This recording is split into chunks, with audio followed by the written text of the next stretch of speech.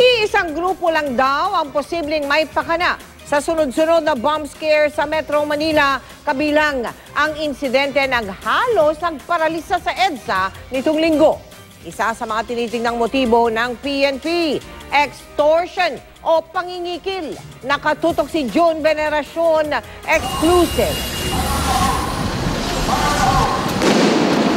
Bago pa nangyari ang bomb scare sa isang bus ng Magic Line Express na biyaheng EDSA noong linggo, may dalawa pang kahalintulad na insidente na nangyari sa Metro Manila.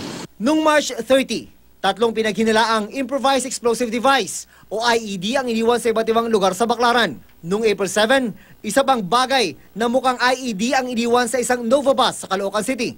Sa investigasyon ng pulisya, lahat ng mga insidenteng yun, walang explosive material na nakita kaya walang panganib na sumabog ang mga peking bomba. Pero nilagyan ng timer ng washing machine para magmukhang timing device. At ang mga wire na ginamit, pare-pareho. Sa commonalities, napansin namin parang isa lang yung gumagawa nito for the bomb scare.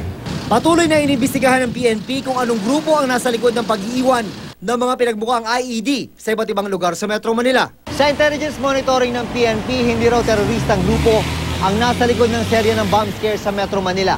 Ang tinitignang anggulo ng mga otoridad, merong grupo na gustong kumita sa pamamagitan ng paggamit ng peking bomba. Yun yung first na tinitingnan natin because for the history naman ng pag may mga ganyan, merong mga extortion na nababanggit. Pero hindi lang extortion o pangingikil ang nakikitang motibo ng security analyst na si Professor Romel Banlawi.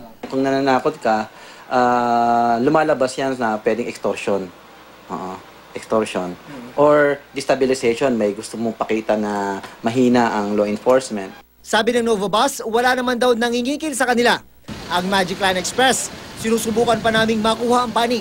Bomb scare ang isa sa mga dahilan ng pagpapakalat ng PNP ng mga uniformadong bus marshal sa Metro Manila. Pangontra na rin daw ito sa kriminalidad. June Veneracion, nakatutok, 24 oras.